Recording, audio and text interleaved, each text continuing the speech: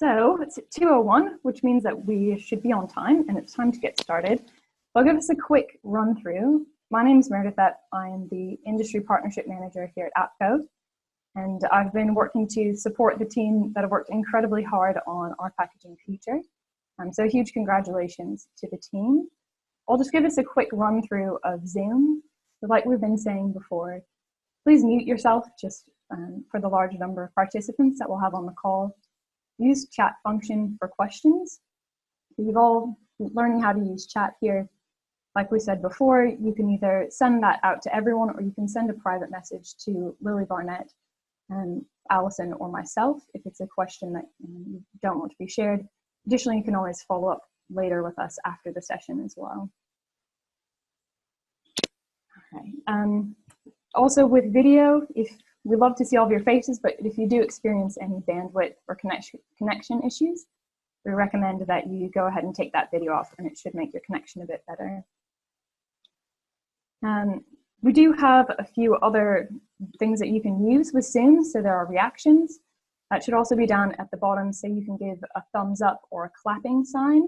So if there's something that Brooke or Helen says throughout the course of today that you want to say, yay, amazing, go ahead and use those. So if anyone wants to test that out, you can try that there.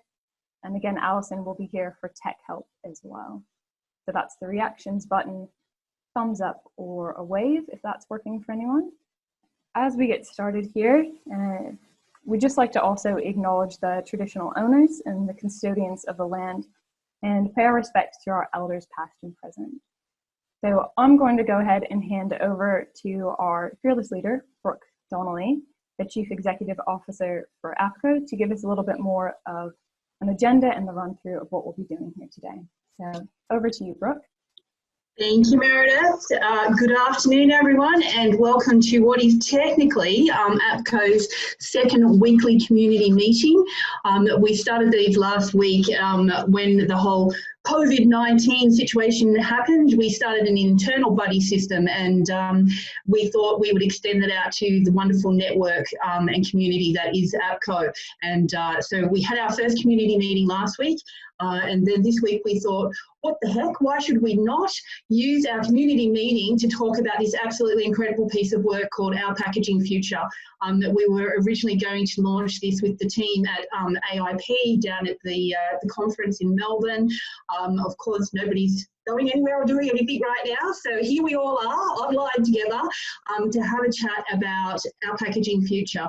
And it's an exciting and incredibly brave time for all of us, because it's taken us 2 years to get here.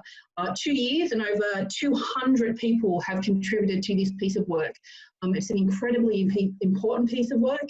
I was talking with the Consul General from the Netherlands yesterday, and we were talking about a few things that we could work on together, and I was explaining to him what Our Packaging Future was, so that he could see the strategies, and I said, well, we can align some of those strategies. And it was quite funny. There was a couple of times they said, okay, now but explain to us who are all these people and how did this all happen? And it was such, I suppose, a moment of realization for me that we have actually achieved this. We have taken the concept and the theory of collective impact, and we've made it real. It's real, it's tangible, it works, it's here. And this is a framework that it's not about Aapko, it's about the packaging ecosystem in Australia, and it's part of a packaging value chain represented by all the various active stakeholders, sectors, etc. And this is an incredible collective impact piece of work that will change the way in which we do business in regard to packaging in Australia. And it's a big day for that. So before we kick off, however, I did want to not only acknowledge those 200 people that have contributed to the co-design of this work, which has been happening since 2018. So 2018, last year through 19, and now into this year. And I'd especially like to thank the Collective Action Group, or known as the CAG. And the CAG participants are from industry and government. And there's also the CAG team, which is Dr. Helen Lewis and our 2019 CAG Chair, Dr. Anne Aston, and those governments and organisations that were part or allowed their expert contributors to participate, including the Queensland Government, which represented the states and territories and local governments, the Commonwealth Government, representatives from Visy, Pact Group, Sewers, the Australian Council of Recyclers, Coles, David Jones and Country Road, Planet Ark, Ernst & Young, Coca-Cola Amatil and Nestle. These are 12 incredibly experienced individuals who have formed up the overarching steering committee for the last year and a half and have been fundamental in helping this work come to play. And I'd like to acknowledge my gratitude and the gratitude of APCO to both the CAG participants and Dr. Helen Lewis and Dr. Anne Aston, who chaired the CAG last year. In addition to that, I'd also like to thank the APCO board, who have made an incredible effort over the last 2 years to really progress this work, keep it on track, keep us on track, and have made an invaluable contribution. And in line with that has been the government officials group. So for those of you who work with APCO, you know that the government officials group, or the GOL, is a group of representatives from each state, territory and federal government who work on a permanent basis with APCO to deliver on the sustainable packaging pathways. And they have been fundamental in contributing to this piece of work as well. And it goes without saying that none of this could have happened without the 2018 and the 2019 working group participants, and in particular, the National Packaging Targets Implementation Group. They did an incredible job, sifting through a lot of data, a lot of information, doing some myth busting, and the contribution and their great minds has been an incredible part of this work. Okay, so to get to the agenda, what we're going to do today is we have a video from the Honourable Trevor Evans, Minister for Waste Reduction and Environmental Management, and we're going to play that for you now, and it's some words that he's put together. Minister Evans has supported the work towards our packaging future since he launched the Collective Action Group early last year. I think it was, if not his first, the first of his engagements. So it was he's been very supportive along the journey for this piece of work. Okay, so we might, before we actually do that, however, I just want to say a quick hello to everyone from across the country. We have people from all states and territories across Australia, and we have some people dialing in from around the world as well. And particularly, we've got some of our colleagues from New Zealand. So a big hello to you. I know you're on a little bit of a stricter lockdown than we are, but things for us all to look forward to. So we're so glad that you're able to join us today and be part of this conversation. So Meredith, do you want to play the audio of Minister Evans? You bet. All right, here we go, guys. Okay.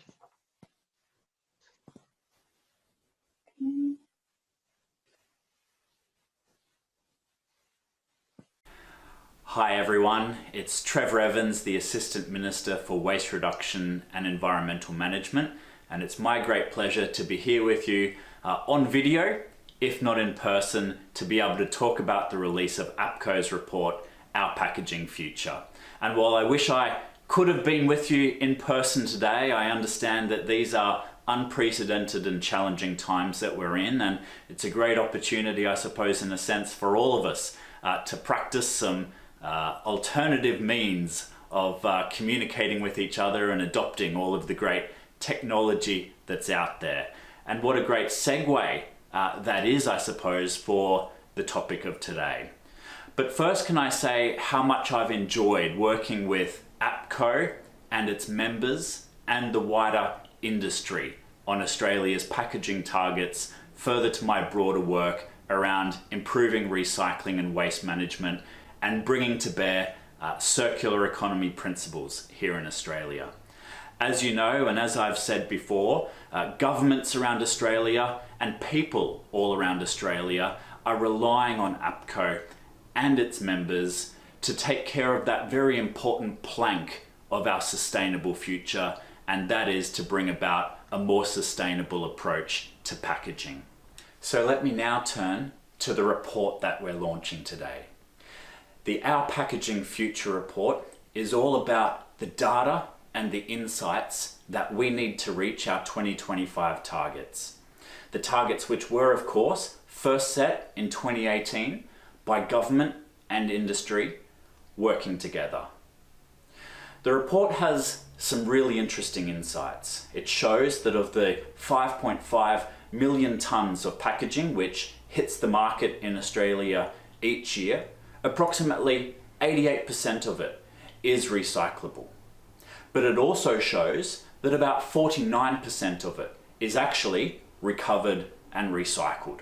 And what that means in layperson's terms is that about 50% of packaging in Australia is still finding its way into landfill, or worse, in our oceans or in our environment. So this report is all about closing that gap, and it's about giving us the data and the insights that help all of us, industry, governments, and consumers, to take those necessary steps. What I want to encourage everybody to do is to collaborate, to take note of the 70 odd pages of fantastic information and facts that there are in this report, and work together as we seek to achieve those 2025 targets. Yes, the world is very, very distracting at the moment, and there's all sorts of immediate challenges and priorities on our laps.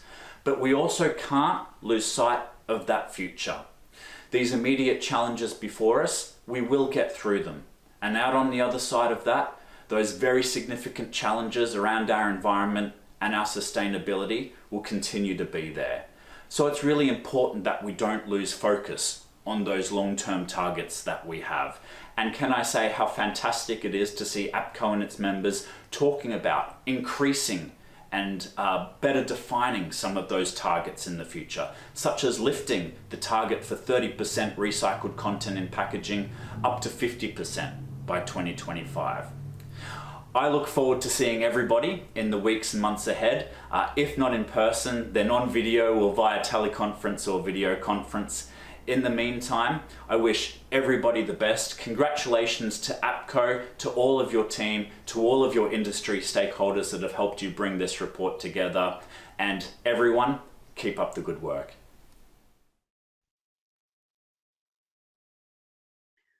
Well, I think he says it all for us, doesn't he, Meredith? Look, and I think one of the most important things to draw on about today is we have there's a wonderful article out right now by PKN News, and it's got some quotes from people that have contributed to this piece of work, and there is a quote in there from Paul Klemenko at Planet Arc. And it says, the transformation to a circular economy will require one of the greatest collaboration efforts ever undertaken by humanity. And he's absolutely correct. And I think we're now I'm going to work you through where we're at and the role that APCO has played in terms of pulling all of this together. But I think that kind of commentary, the commentary of Minister Evans, just reinforces the fact that this is about everybody in a system. It's about a systemic and a whole of environment impact, and we've all got a role to play in that. And it will take a huge effort of collaboration and coordination, and today is one step closer to that for this particular ecosystem. And joining me today in that conversation with you will be Dr. Helen Lewis. So I'm going to go through some of the information and what how our packaging future works in terms of it being a framework and the strategies that are related to it, etc. And then Helen is going to walk you through some of those strategies and in reference to some of the proof points, or if you like, case studies related to that work as well. One of the things that's important in our packaging future is that we have actually clearly shown there are things that APCO can do, but this is not about APCO being able to do everything nor wanting to do everything. It's about APCO being able to show that ours is a role that coordinates and acts as a backbone to help everybody get on the right page, and then we've all got a job in that to do. And I think the mutually reinforcing activities that are throughout our Packaging Future document clearly indicate that there is a lot happening. There are a lot of people actively working in this space, and it's about coalescing that effort and energy into really driving towards our Packaging Future vision. And so, talking of our Packaging Future vision, it is a bold vision. It's one that says that the whole of the packaging value chain collaborates to keep packaging materials out of landfill and maximise the circular value of the materials, energy and labour within the local economy. It's a vision for our future. It's a future that recognises that our planet does have finite resources, and they're finite resources that we need to meet what seems to be our ever-increasing consumption. It acknowledges that our traditional take, make and waste approach is not actually going to sustain our communities in the future. It's a vision that pays homage to future generations by stepping forward as a collective group dependent on the resources of this planet to say, this is simply not good enough. We will not accept a future defined by waste stockpiles, inefficient waste recovery economies, self-interest and fragmented regulation and policy approaches. The vision is a call to action. It's a call to action to all stakeholders in the packaging ecosystem to thoughtfully and collectively determine how you will contribute to the achievement of this vision.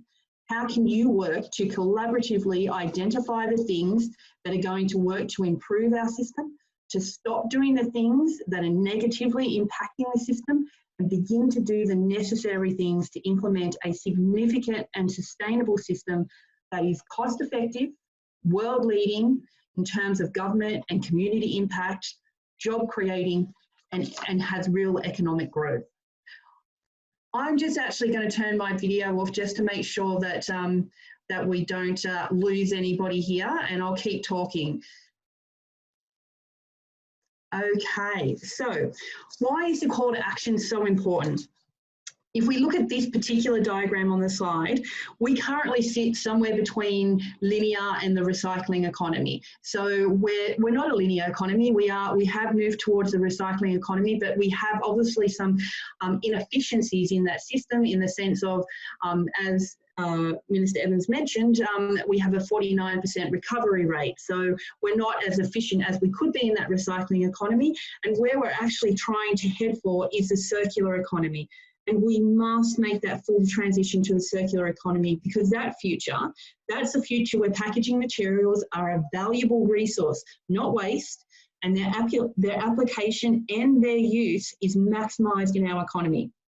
Our first step on that journey, obviously, to go from something linear to circular is quite a challenge.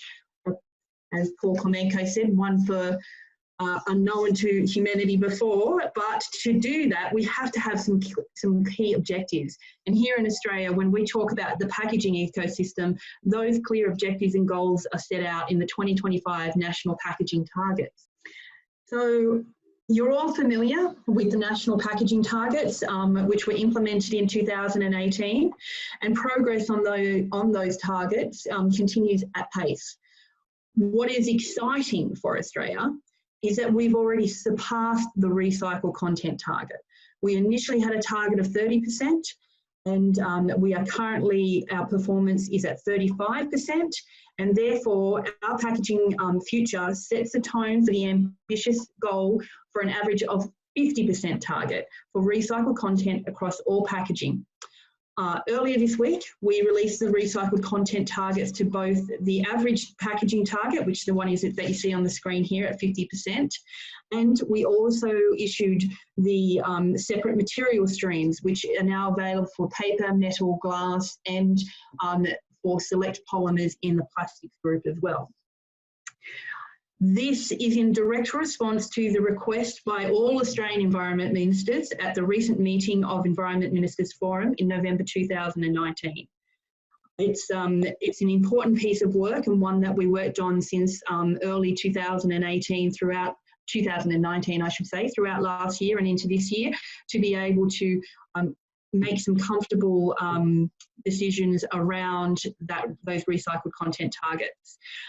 further insight around the recycled content and the other targets information and the evidence information in our packaging future that you see today will be provided in an additional report to our packaging future, which will be published in May. It's called Towards the 2025 Targets. It's an evidential companion report to our packaging future. So for all of those of you who love the technical stuff and want to get into several hundred pages worth of technical detail about the packaging ecosystem, that will be following this report coming to you in May.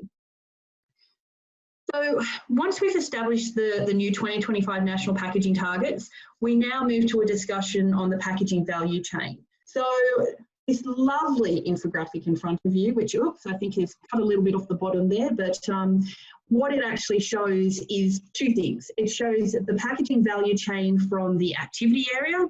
So in terms of what is actually happening in the packaging value chain. So we start at the raw material production, move through packaging production into packing and filling, the use of that material, of those packaging formats, then into source separation, collection, sorting and cleaning, around to secondary material production and into end markets.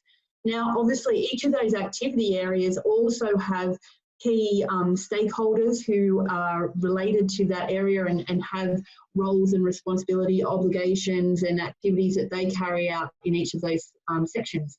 So for an example, if you're looking at packing and filling, you know, here we've got our manufacturers and our retailers. If we are looking in use, we're talking about consumers. Secondary material production, we have reprocessors there. And obviously up in raw material, we have raw material suppliers. So what this allows you to see is that the packaging value chain, it is complex. It's not a simple linear type of system that's easy to work through, but we have a good understanding of what the activities are, what the important key stakeholders are, and the things that need to happen within that system. Once we've established what the activities and the key stakeholders are within the current packaging value chain, we can move to understanding what is our current state, where are we at right now, and importantly, what do we want that current state to look like in the future. So this infographic here, what this actually does is it looks at each of those key areas in the packaging value chain, and it says, okay, what's the current state for raw materials manufacturing? So if currently the raw material manufacturing is mostly made from virgin material, what do we want that to look like for our packaging future? We want that to look like it's mostly made from recycled materials and that we have circular materials that are moving around in the system. And if we look at that for packaging production, if some formats and materials are not recyclable or generate, you know, negative impacts such as litter, in the future what we'd like to see is all packaging formats are designed for reuse or recycling, or they're eliminated through the system innovation. In the packing and filling area, we have a growing interest in packaging sustainability and engagement from brand owners. However, in the future, what we really want to see and what's important is that packaging sustainability is integrated into business processes and drives brand value. Packaging sustainability becomes part of your BAU. It is how you work and a key part of the business.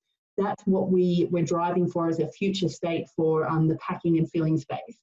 In terms of the use in that particular activity, most of the consumer packaging is used once before disposal currently. What we want to see in the future is a lot more reuse systems for consumers and B2B packaging, which are widespread and again, become simply part of the BAU. If we look at source separation, we have a loss of recyclable materials and higher contamination due to incorrect source separation by households and consumers. We really need to shift that in our packaging future to consumers and businesses separating packaging materials for recycling correctly with minimal contamination. There's a lot of work that goes on in that space.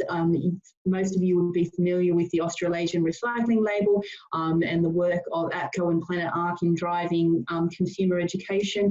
And obviously, if you've had a quick look at our packaging future already, you'll see that one of the commitments from APCO in this space is around a consumer education program, which has actually been funded through federal government for the next 2 years. It's a big initiative and a piece of work that we will be taking full flight into in the coming months. So from a collection perspective, currently we are really reliant on curbside collection systems, managed packaging.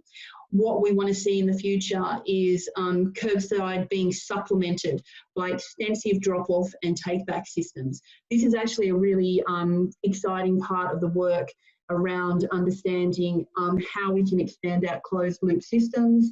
You know, it's great to see the national container deposit schemes rolling out across the country.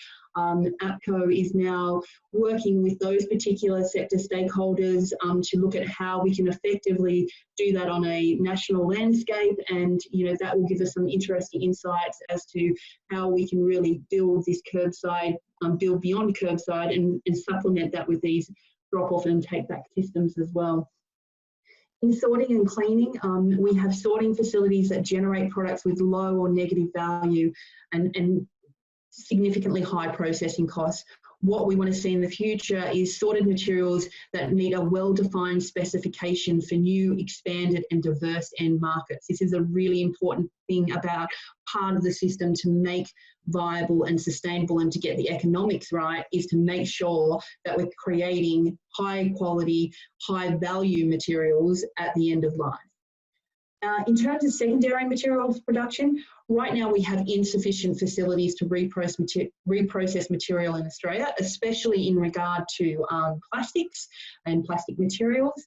In the report, there are some numbers that support that we're estimating that we would need up to 5 times the current infrastructure in Australia to reach the 70% target. So we have some very significant challenges in the plastic space. But then we do have some wonderful organisations, brands and innovators and entrepreneurs who are making great strides in that space as well. So what we'd like to see there in the future is that those there's new and expanded recycling facilities that meet those specifications for local manufacturing, really bringing it on country, back home, you know, and having that domestic focus. The end markets, currently we've got limited markets for recycled materials in low value products or back into packaging, and what we really want to see in the future is a strong demand for recycled materials in packaging and other high value products, which is why you know, that 50% recycled content target is so important to really drive that demand and get a strong sustainable system. So once we've worked out, you know, we've had a look at the key stakeholders, we've looked at the activity areas, we've understood where everything sits in the packaging value chain. The next step for us was to understand how does that work in terms of what are the interventions that are required in the system itself and what's going to have the greatest impact. There is a million ways in which you can do something, and you know there is a lot of assumed knowledge and some mythologies around the packaging ecosystem and how it works. And so what we really wanted to achieve here was to be clear that if there's 20 things we can do, what are the things that are going to have the greatest impact and have and really drive the uptake of the transition to the circular economy. So when we looked at the whole packaging ecosystem, we worked with those key stakeholders from across the whole system, including all tiers of government, packaging and product manufacturers, retailers, the waste and recycling industry and civil society to build an evidence-based knowledge of where the real issues or barriers are in the system. This knowledge, to be clear, is based on a wide audience participating in a transparent and consultative process to establish evidence-based facts. I mentioned when we first started talking that over 200 people contributed to this. And that is through a series of working groups, consultations, projects, etc. All of those have rolled up into this to give us these insights and enable us to identify where are the things that we really need to work on and that need our biggest effort. And so this knowledge base it's based on evidence. It's not about fake news. It's not about individual perceptions. It's certainly not about what APCO thinks. It's not about personal opinions or myths, but it's real, tangible evidence, and it's challenging because it creates challenging discussions. But what it does do is it helps us identify the real barriers to really progress and find the solutions that ensure we overcome those barriers. This enables and what it does do is it enables all stakeholders to be informed about where the interventions are required in the system. Where will the work and the collective effort of all people drive the best outcomes? So if we look at our packaging future, we can see within there the greatest systems in the losses are in the system, as Minister Evans mentioned. We've got this. If you look at this particular infographic in front of you, we start at 5.4 million tonnes of material on market and we end up with only 2.7 million tonnes of that being recycled. And essentially that's 49%, it's nearly half of that material is not getting recycled. So if we start with that 5.4 million tonnes of material, we lose 12% upfront straight away because we haven't designed it to be recyclable. And that has to change. We currently have a rate of 88% of all packaging that is on market is able to be recycled, and we need to get that to 100%. We need to make sure that we are designing packaging for circularity. That has to be our first and foremost thing. Let's tick that box. Once we move past that stage and we get to the second stage that we've identified, we're now down to 4.8 million tonnes. And here is where we have a significant loss. And that is in the collection space. We lose 32% of that material that it never makes it to being sorted. It never makes it beyond there, and that is why we need to improve collection and recycling systems. In the third stage, we're now down to 3.3 million tonnes of material, and at this stage, we lose another 18% in the recovery process itself. So it brings us to a total material recovery of only 2.7 million tonnes. At this stage, one of the most significant reasons for the 18% loss is that there is simply not a valuable market for some materials, which is why it's so important to build expanded markets for used packaging. Targeting these key gaps in the system will create quality materials suitable for recycled material markets and drive circularity and economic growth in the packaging value chain. These intervention points form the basis for the outcomes in the collective impact framework and the subsequent strategies. Now, Helen is going to come online, Dr. Helen Lewis, and she's going to walk you through the actual framework itself and talk you through some of the strategies and the case studies that are there. Helen, are you there?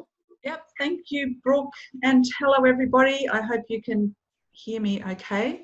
I will also switch off my video in a minute just to protect our bandwidth since we now have 281 people online.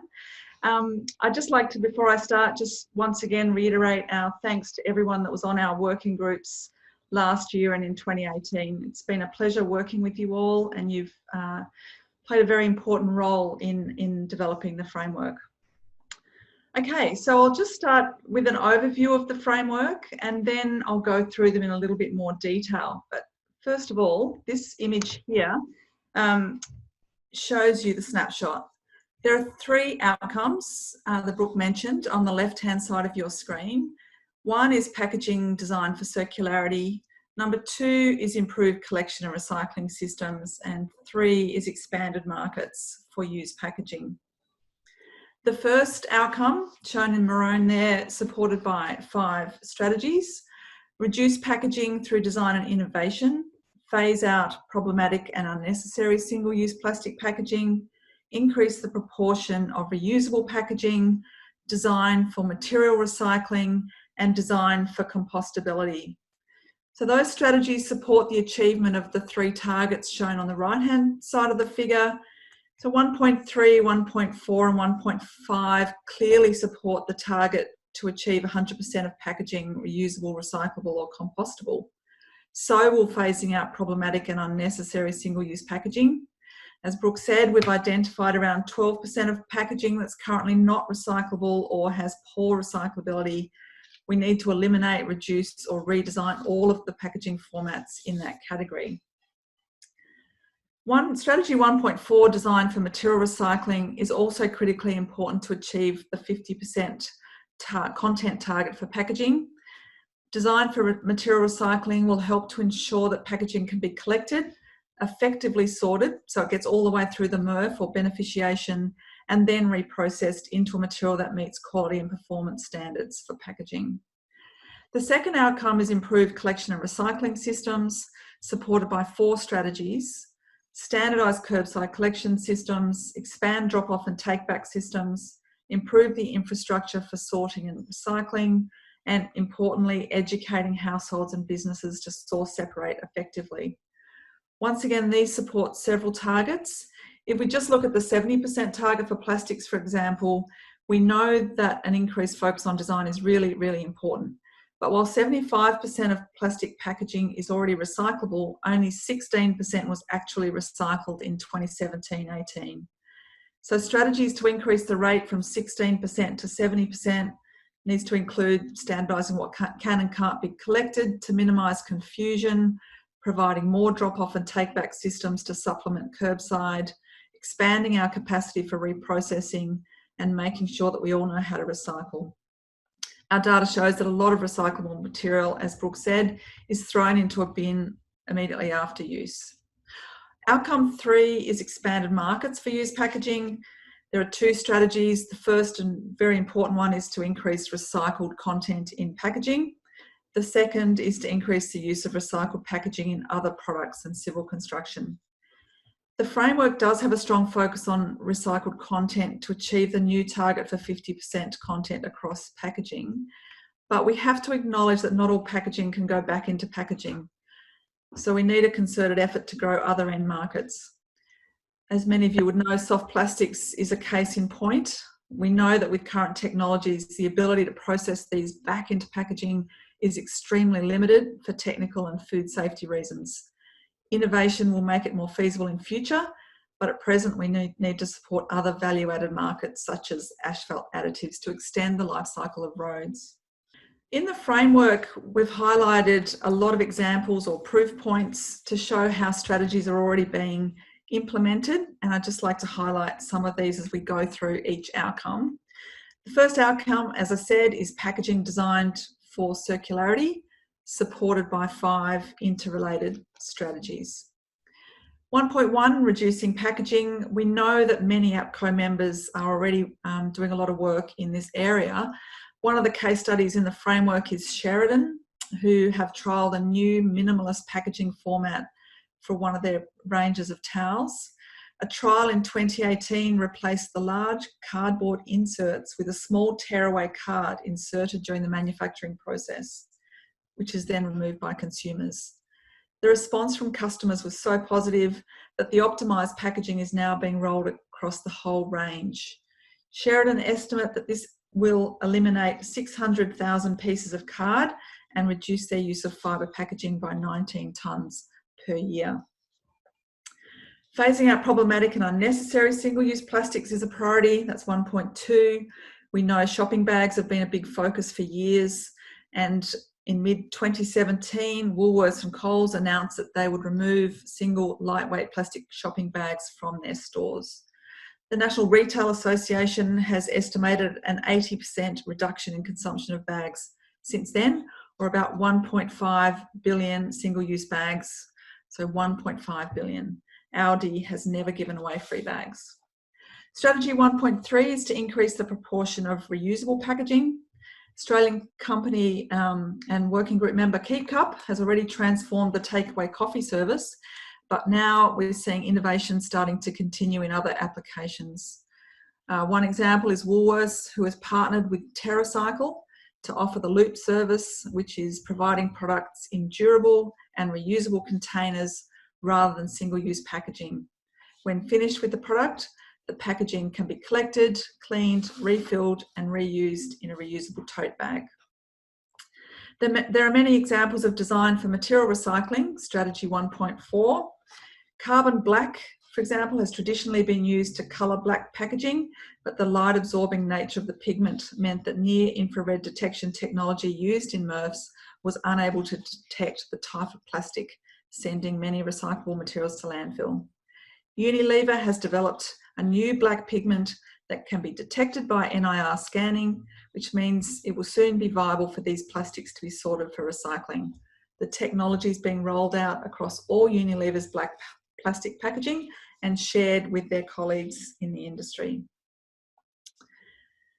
Strategy 1.5, design for compostability. We've included a couple of examples, one from Biopack and one from Lendlease, who require all their tenants at Barangaroo in Sydney to use compostable packaging and to process this along with food waste in a facility beneath their buildings.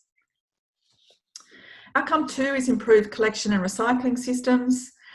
One example highlighted in the framework for strategy 2.1 to standardise curbside collection systems is from WA. Many local governments in the Perth metro area and around WA have introduced standardised consumer messaging regarding what can and cannot be recycled in the yellow lidded bin. These are part of a concerted effort to reduce contamination and make recycling easier. And we've seen WA's 3 recycling companies working together to create a new consistent list of items that can be placed in the bin. And one of their comms messages is up on the top left of your screen. Under strategy 2.2, we're working towards expanded drop-off and take-back systems. One of the best examples that you'd all know is RedCycle, who collects soft plastics through Coles and Woolworths supermarkets. Bins are located in over 1,800 stores nationwide, and the materials reprocessed by Replas into products including furniture, by Close the Loop into a high-performance asphalt additive, and plastic forests into other products. Strategy 2.3 is to improve the infrastructure for sorting and recycling. In relation to glass, this includes collecting more material through more source-separated material that can go back into glass packaging. The rollout of container deposit schemes across the country will be important, but so will source separation at curb in some areas. Victorian Government, for example, has announced that all households will receive a 4th curbside bin for glass with a purple lid. The rollout's going to start in 2021. Strategy 2.4 is to educate households and businesses to source separate effectively, and one of the ways that this is being done is by rolling out the Australasian recycling label. The case study in the framework is Nestlé Oceania, who have been a leading proponent with its first 2 products featuring the ARL in August 2018. A further 470 products featuring the label have since been released, with a commitment to apply it to all locally controlled artwork by the end of 2020. Outcome 3 is expanded markets. The first strategy is to increase recycled content in packaging, and Brooks talked about the higher targets. There are 2 examples in the framework, and one of these is from Nature's Organics. Across a diverse range of brands, including Earth Choice and Organic Care, the company is using 100% post-consumer recycled plastic in all of its PET bottles, 100% recycled fibre in all shipping cartons, and 50% recycled HDPE in laundry bottles. The other example shown there is Wellman Packaging, who have developed an innovative squeezy sauce bottle with 90% food-grade recycled polyethylene, believed to be a first in ANZ markets. The innovation comes after 2 years of intensive work by the company in partnership with its supply chain partners to develop the proprietary processes and polymer technologies required. They're confident that they will be able to reach 100%. Strategy 3.2 is to increase the use of recycled packaging materials in other products and civil construction. The use of recycled packaging in roads is one of these very important applications, particularly for soft plastics at the moment. The example shown in the framework is that in partnership with Sustainability Victoria, Hume Council, Close the Loop and Red Group, Downer constructed Australia's first road utilising a combination of soft plastics, glass, reclaimed asphalt and toner from used printer cartridges. And for every kilometre of road, the surface uses around 530,000 recycled plastic bags and around 170,000 recycled glass bottles. And very importantly, this has resulted in a 65% improvement in fatigue on the roads. Another case study highlighted in the framework is the fabulous work of UNSW's Smart Centre. You can see Vina in that picture down there, who are developing a range of building products from used packaging and other waste materials. The example that is shown here is a material similar to quartz stone, which incorporates waste glass. We need to build on the capabilities within our universities and other research organisations, some of whom Aapko is already working closely with, and it's something we need to do more of in order to build new and sustainable markets in Australia. So that's a very quick snapshot. I'll now hand over to Meredith to manage the discussion. Great. All right, hopefully you can hear me okay, everyone. So we've been having some questions coming through on the chat line, and again, we encourage you to put your questions into the chat box, and if you'd like to send a private message to either Lily or Alison, they'll also be able to field some of those questions coming through. So fantastic work to both Brooke and Helen, and to the team for everything that they've done on the packaging future so far. So, all right, our first question. So first of all, to cover off, is also, will these slides be made available? They will be. So again, this recording will be made available to everyone, as well as the slide, and also you can access the report, which has gone live this morning. So one of our first questions is, how do we ensure imported product packaging contains 50% recycled content, and how do we verify it? Okay, so that's a great question. I mean, I saw that on the chat box before that Ryan from Officeworks is on the line, which is great. And I know that Officeworks is a great example, as is Super Retail Group, of two organisations that have done some really great work in their supply chains in terms of trying to manage and have an impact on actually what is contained in imported packaging and products that obviously contain or have packaging, and there's been a lot of great work done around using the SPGs to actually push that work up. But there's some really interesting work that we're doing this year. We're currently just going through the finalising the scope of the projects for 2020, and one of the projects that we are working on is a validation of recycled content project for packaging. And there's some great work that's been done by Coca-Cola Amatil around that space in terms of having a methodology around that as well. So we will be seeking the support and help of some really key organisations and brands that have made some good progress in this space to create some guidelines and processes that will help everybody in the supply chain understand how we can qualify and validate recycled content. Great, thanks, Brooke. I guess a follow-on question coming from Joe will be around that, and maybe you can build on this a little bit, is will there be a body in place to measure and confirm the amount of recycled content in packaging? Okay, I assume when you say a body in place, so there's a couple of organisations currently that do this kind of work around certification or validation of those materials. You know, there's GECA, they do some good work in this space. There's Standards Australia as well. So it's a matter of working through which is the best way to position that, but that's definitely be part of the project that we'll run this year and understand how that will come together. We've done some work already last year in terms of what's happening globally. So we've done that desktop review and some analysis and research last year around other approaches. It's now time to work through what is the best approach for Australia and what do we need to do here. And so we'll continue to work with those in the supply chain and some of those organisations that have the potential to support that work as we go forward. Thanks, Brooke.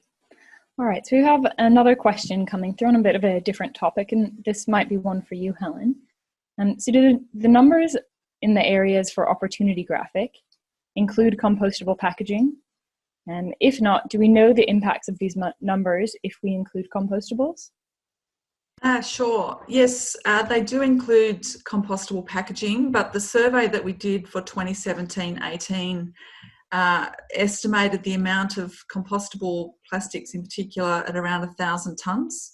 So the quantity is still very small, but we know it's increasing in some areas, particularly in food services. So when we go out to survey again in a couple of months' time, we will also include compostable packaging and see whether there's been any shift. But we know it's still, in tonnage terms, still very small, but it's in there. Great, thanks, Helen.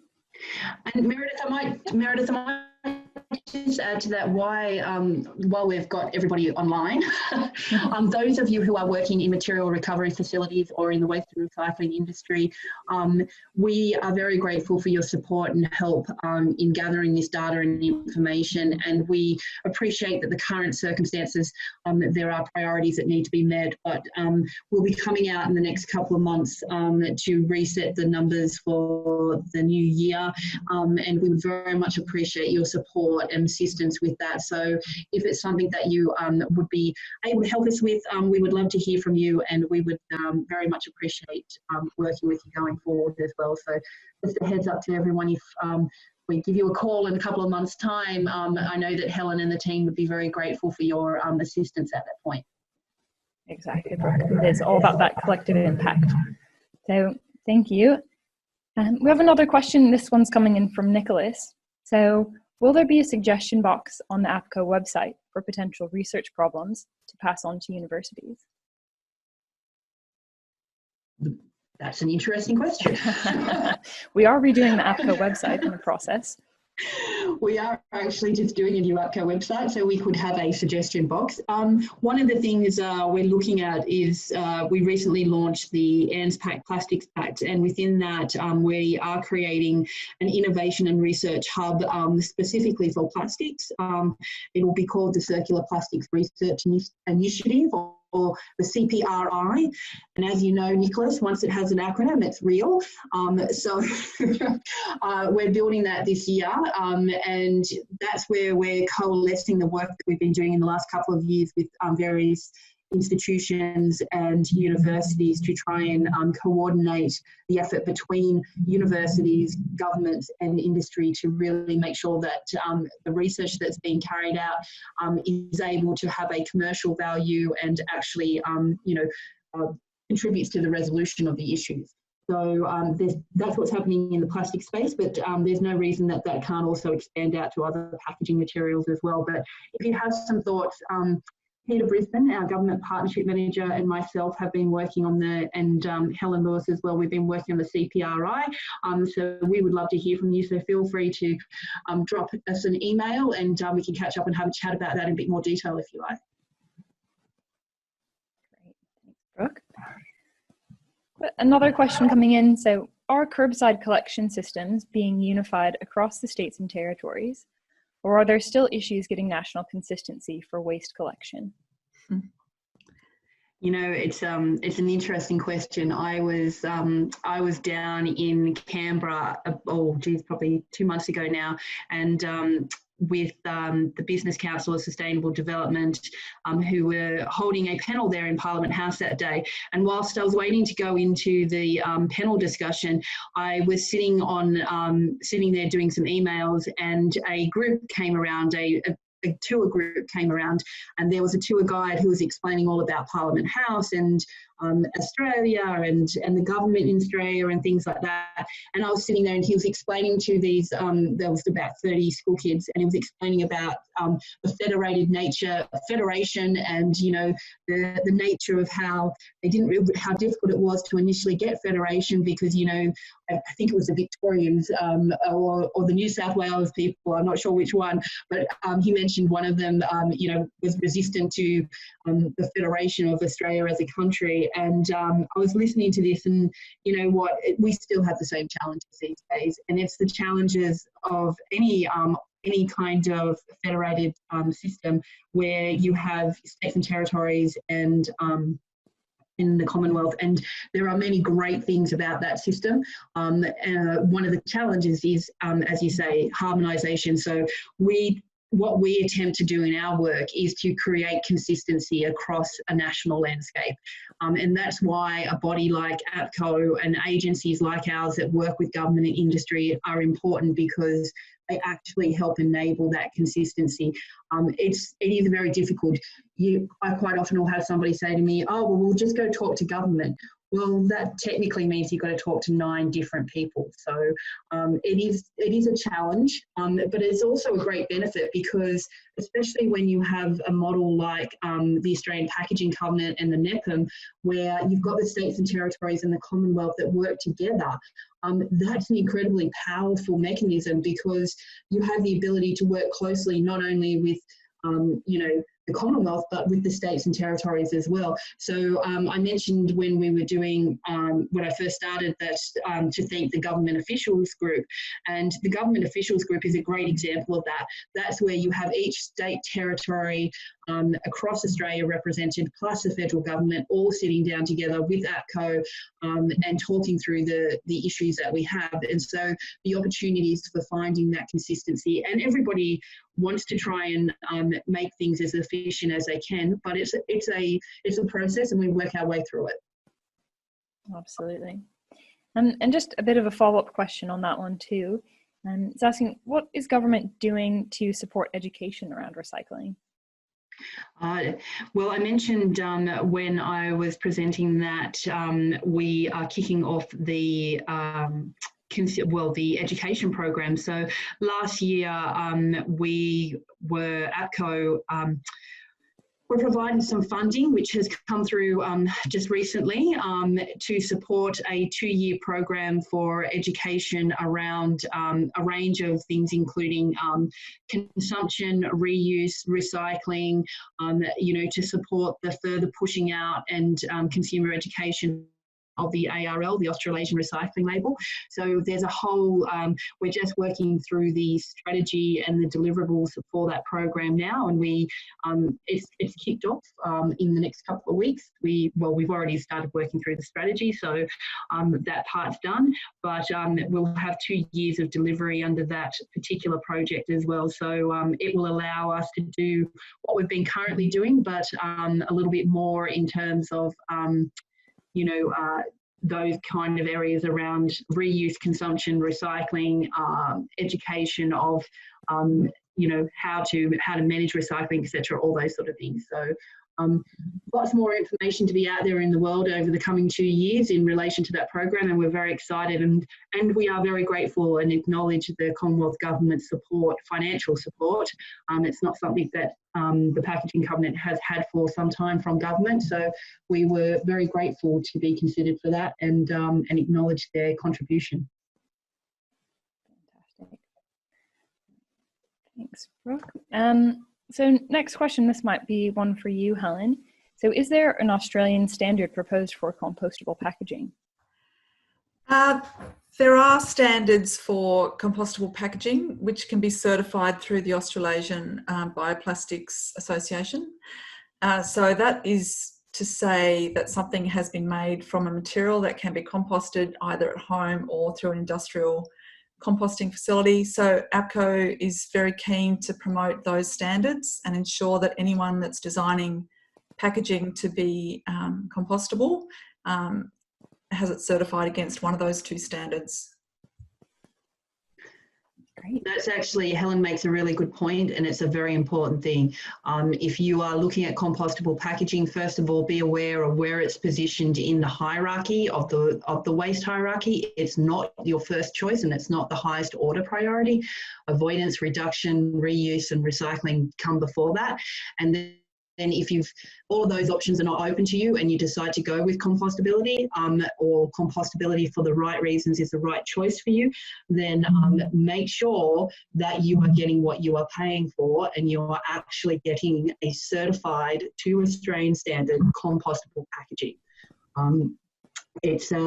You need to make sure, ask those questions, ask for the evidence, ask for what standard they're working to and the evidence that they are working to that standard. on the 22nd of April, Aapko will release the Compostable Packaging Guidelines, which are some guidelines that we've been working on for a little while now, and we will release that. And it's a great format that actually gives you a whole series of a decision tree around asking the questions of whether compostable packaging is the right fit for your organisation or that particular use. That's really important in terms of making sure that we're using the best possible and the most sustainable alternative when it does come to packaging. Can I just add something, Meredith? Just seeing a lot of the comments coming through the chat box about compostable packaging. When you get to see the framework document, if you haven't already, you'll see that we see compostable packaging as having a very important role to play, but in very niche applications. And at the moment, it's in applications that can help reduce food waste or to recover materials that are contaminated with food or other organic materials. And so, as Brooke said, we're going to be doing a lot of work to get those messages out and to work with the composting industry to make sure that they can actually recover those materials. So a very small but very important role to play. Absolutely. Great. Thanks, Helen, and thanks, Brooke. We're going to shift focus a little bit here and ask a question.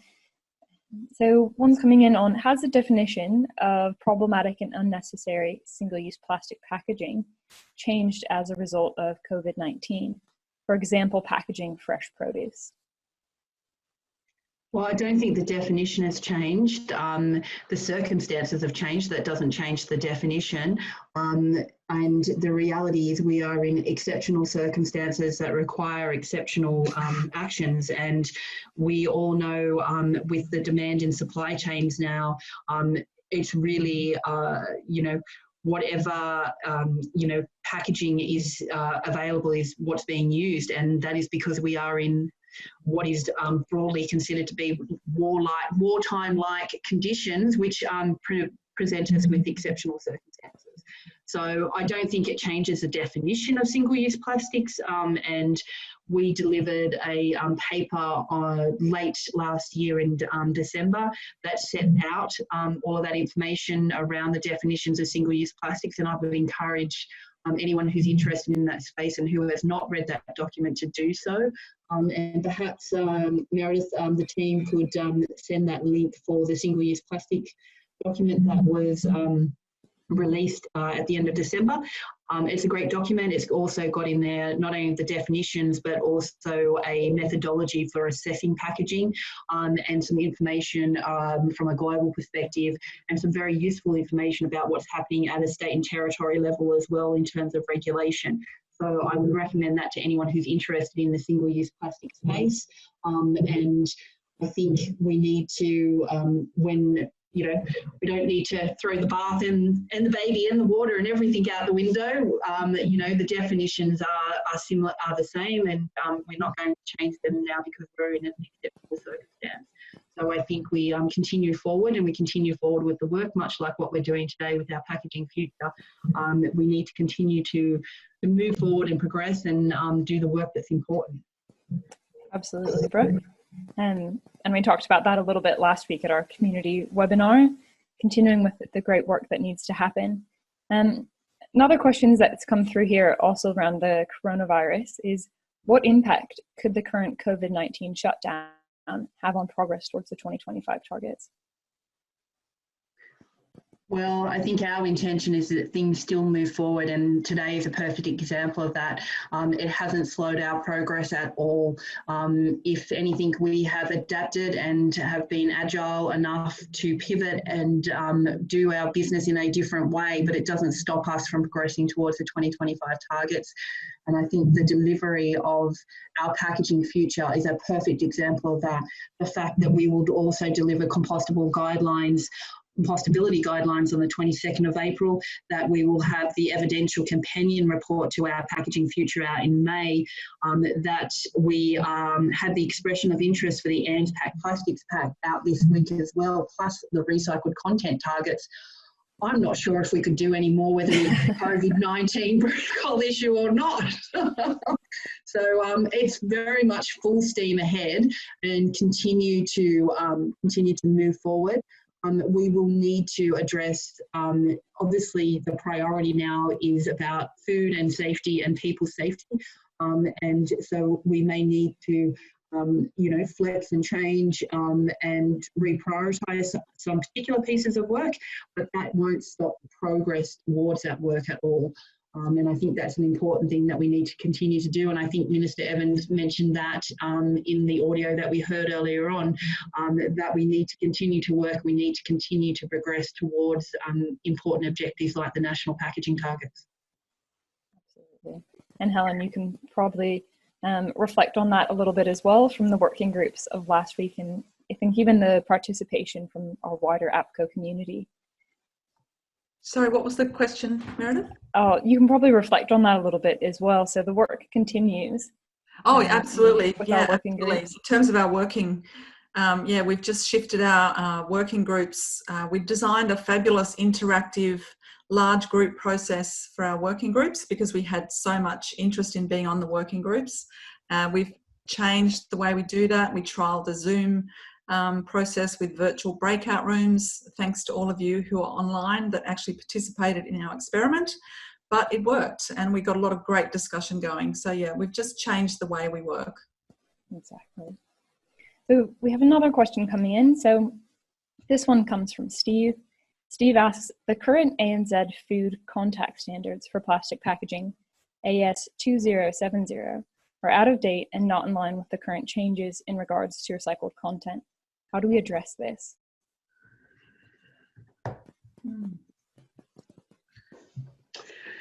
Standards, okay, so we're talking about the ANZ standard. That's something that would have to run through Standards Australia. So Steve, if that's something that you'd like to have a chat about,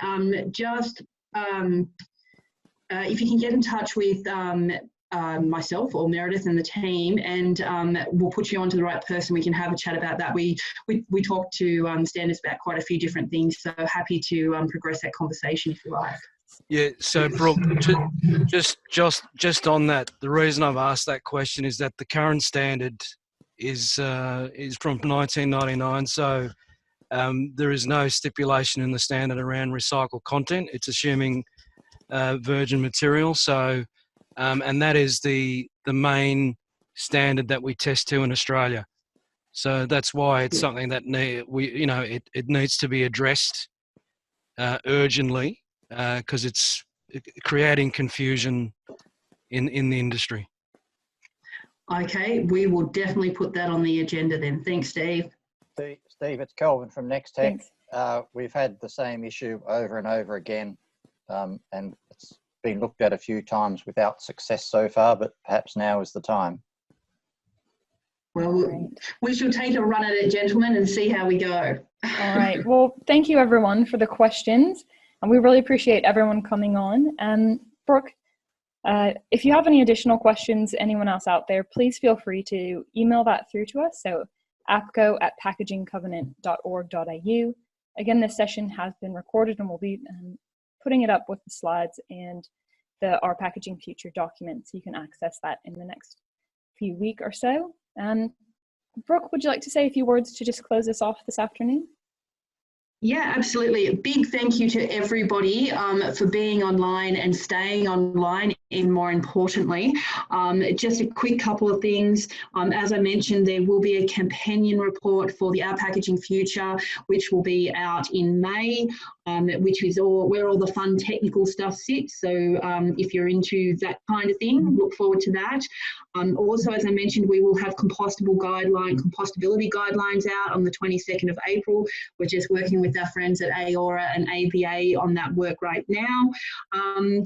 For those of you who are in New Zealand or who have businesses or people that you work with in New Zealand, on the 29th of April, we're looking to do a sustainable packaging webinar with some of our New Zealand colleagues. So we would love for those of you who would be interested in joining us on that to do so, and we'll have some more information out about that next week. I mentioned that There is currently an expression of interest for ANZPAC Plastics Pact, which was announced in March at the National Plastics Summit. That is on the APCO website. If it's something that you're interested in being involved within the Plastics Pact, please do sign up and let us know. We are in the development phase this year, so it's a great opportunity to get involved and work out how the program's going to work and what the targets will be. All those kind of fun things. So we would love your engagement and participation in that. And last but certainly not least, I would like to say a great big thank you to the APCO team.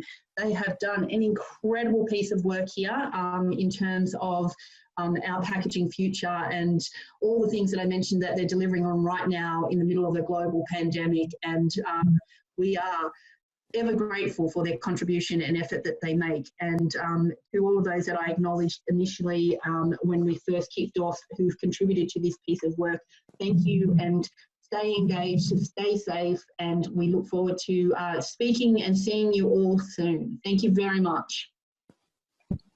Thanks, Brooke. Thank you everyone for joining us this afternoon. Really appreciate it. Have a good rest of the day.